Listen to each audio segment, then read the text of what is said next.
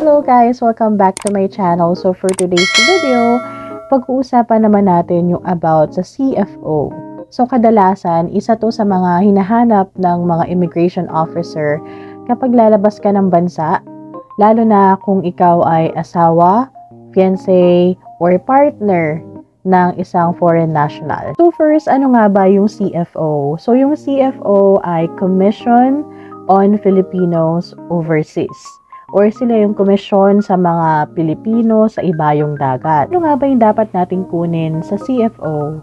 So, ang dapat nating kunin or kailangan nating i-take na program ay yung GCP or yung Guidance Counseling Program. So, hindi naman lingid sa kaalaman natin na meron tayong mga kababayan na naaabuso sa ibang bansa. So, halos karamihan ay galing dun sa mail order spouses na tinatawag nga nila. So, para siyang trafficking din na parang pinapakasal ka sa isang foreign national tapos pagdating mo naman sa ibang bansa, hindi ka tatratuhin ng maayos. So, parang bumili lang sila ng aasawahin nila. Yung parang ganun. So, most of the time, yung mga nangyayari sa ganun, ang daming kababayan natin yung mga naabuso, yung mga sinasaktan. So, iniiwasan ng CFO yon or ng gobyerno natin na mangyari yon. Kaya, yung GCP or yung Guidance and Counseling Program, ang ginagawa nun, binibigyan nila tayo ng mga information about sa realidad ng pagpapakasal sa ibang lahi, yung mga bagay na kailangan nating malaman. So, for example, yung mga karapatan natin. Tapos, kung saan tayo pwedeng humingi ng tulong just in case na kailangan natin ng tulong dun sa bansang napuntahan natin. And dito din sa GCP or sa Guidance and Counseling Program, meron din ditong mga workshop kung saan bibigyan ka ng kaalaman about sa culture nung specific na bansa na pupuntahan mo, sa culture, sa social realities overseas. So, paano nga ba yung registration at reservation para dito sa Guidance and Counseling Program ng CFO? So, una mong gagawin ay pupunta ka sa cfo.gov.ph. So, ito yung talagang website ng CFO. So, pag nakapunta ka na dun sa website nila, makikita mo yung main webpage. Then, makikita mo dun yung Guidance and Counseling Program. Yun ang i-click mo. Meron kasing parang 4 options doon. So, yung color blue, yung Guidance and Counseling Program, yun i-click mo. So, para to sa mga first-timer. And then, pag kinlik mo yun, nandito lahat ng informations na kailangan mo sa pagre-register at pagre-reservation. So, dati merong online. So, nung pandemic, kasagsagan ng pandemic, may online. Ako, online yung registration ko noon. Online din yung seminar ko. Pero ngayon, alam ko wala na silang online. Pure face-to-face na sila. So, yung CFO, meron siya 3 branches. Meron siya sa Manila, meron sa Cebu, at meron sa Davao. So, i-click mo lang yon kung saan ka available sa mga yon. So, sabi dito sa website ng CFO, all Filipinos going abroad as spouses, fiancés, and other partners of foreign nationals, former Filipino citizens, or dual citizens are required to undergo the mandatory Commission on Filipino Overseas CFO Guidance Counseling Program, or GCP, in order to secure the CFO Digital Certificate. Good news kasi no 31st of August, naglabas yung CFO na advisory sa Facebook page nila na starting on the 3rd of September 2023, yung mga partner, spouse or fiancé na mga foreign nationals na may tourist visa. So again, tourist visa lang, hindi yung long-term visa, hindi fiancé visa, meaning hindi ka tatagal sa Amerika or sa ibang bansa at hindi ka doon maninirahan, as in tourist lang. So kung tourist lang yung purpose mo ng travel mo, no need na kumuha ng CFO. Make sure lang na ready ka. I think kailangan mag-prepare ng affidavit of support kasi kailangan yon lalo na kung pupuntahan mo doon ng partner mo. So ano nga ba yung mga primary requirements kapag mag-a-apply ka or mag-register ka dito sa CFO or GCP Guidance and Counseling Program? So number 1, kailangan mo yung barcoded confirmation form of GCP appointment. So, isa-send nila sa email mo yon once na complete mo na yung registration. So, kailangan mo ipaprint yun at dalhin yun. Second, original valid passport mo and additional 2 valid IDs. Then yung third, original valid visa, kung may visa yung bansang pupuntahan mo. And kung Canada bound ka naman daw, kailangan ng confirmation of permanent residence. Then yung number 4, petitioner's passport copy or 1 valid ID.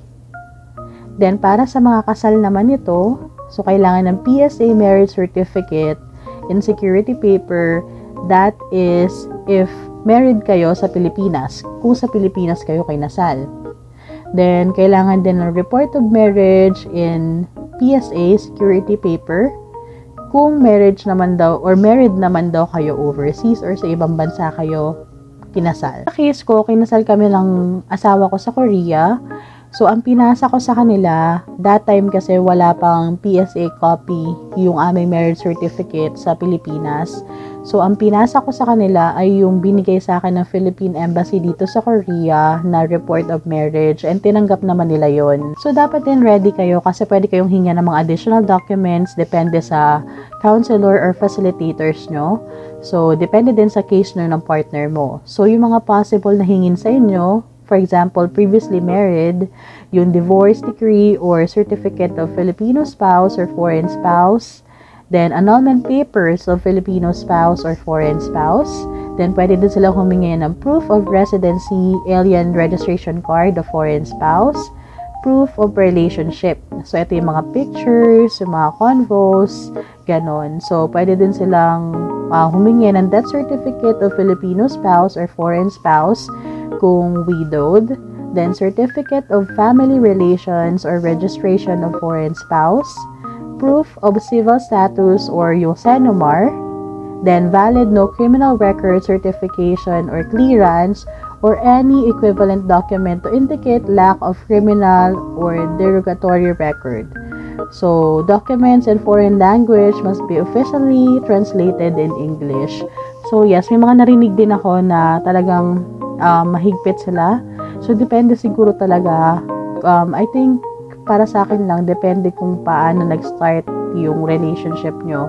Nag-base din sila doon. So, kung saan kayo nagkakilala, kung paano kayo nagkakilala, nag-base din ng mga counselor doon. Kami ng asawa ko, yung asawa ko is Korean national. So, ang hiningi nila sa akin noon, nung nag-CFO ako, ay yung copy nung report of marriage namin na galing sa Philippine Embassy sa Seoul. Then, hiningan nila kami ng copy ng passport namin mag-asawa. And humingi din sila nung mga pictures. Yung counselor ko, pinag-explain niya ako ng konti or pinakwento niya ako ng konti about sa love story namin, paano kami nagkakilala, hanggang sa nag-decide kami magpakasal, yung ganon. Tapos, hiningan din ako nung certificate of family relations. Saka pala hiningan na nila ako nung copy nung visa ko nung time na yon. So, ngayon, kailangan talaga meron ka ng visa kapag mag-a-apply ka ng GCP sa CFO. Dati, inaalaw nila na wala kang visa. Pero ngayon, kailangan may visa ka na. So, ngayon, kailangan may visa ka na muna para pa-proceed ka nila sa seminar. So, paano nga ba mag-register or magpa-appointment dito sa Guidance and Counseling Program na CFO? So, ang gagawin nyo lang is pupunta kayo sa CFO website. Then, yun nga, i-click nyo lang din doon kung saan kayo sa seminar, kung sa Manila ba, sa Cebu, or sa Davao. Then, once ni-click nyo yun, kailangan yung sagutan yung preliminary questions. So, ang question doon ay kung yung partner mo ba ay foreign national, kung yung partner mo ba ay dating Filipino citizen, ano yung citizenship ng partner mo, at kung may visa ka na ba. Tapos papa-enter nila yung email address mo. So, dapat yung email address mo ay personal email address. Yun dapat yung gamitin mo. So, open mo yung email na isasend nila sa personal email address mo. Pag hindi mo nakita, you can also check the spam or junk folder kasi baka nandun yung email. Then, i-click mo yung confirm email. Then, once na na-confirm na lahat, mag-choose ka na ng date ng appointment mo. Kailangan din pala ng picture mo dito. So, I think pwede na yung passport picture. Then, i-upload mo yung photo mo. Then, provide mo yung spouse or fiancé personal information din doon. Then, i-click mo yung submit. Then, once na na-complete mo na yung procedure para sa online reservation, ipiprint mo na yung barcoded confirmation na i-send din nila sa email mo. So, digital copy yun, naka-PDF format na ipiprint mo at dadalhin mo yun sa time na magsa-seminar ka na. Actually, hindi naman mahirap intindihan yung website nila.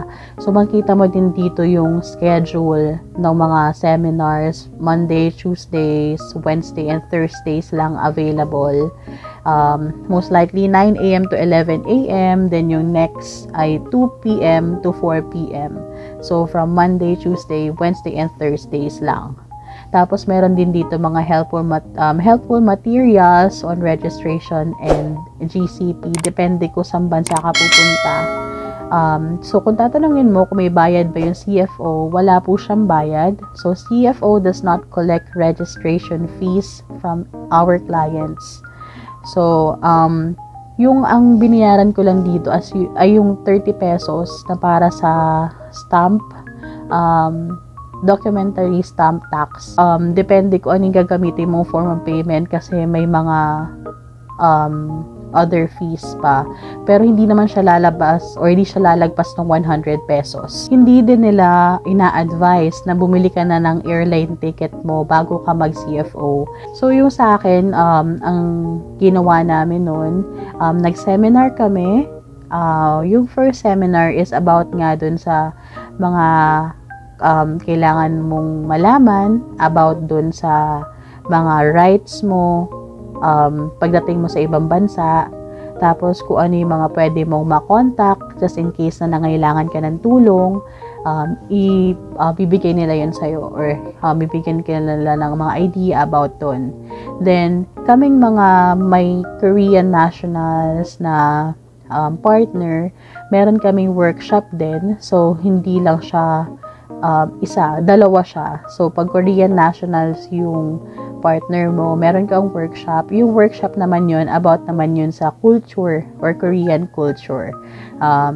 Para mas mabigyan ka ng idea kung ano yung mga pwede mong kaharapin pag nandito ka na sa Korea. Sa akin lang, huwag kayo matakot kasi yung mga hinihingi naman nila sa atin ay talagang para din naman talaga sa atin. Saka kung legal naman talaga or talagang tunay yung pagmamahalan nyo, diba, na walang halong ibang business, bakit ka matatakot? Kasi masasagot at maprovide mo naman yung mga hihingin nila sa'yo.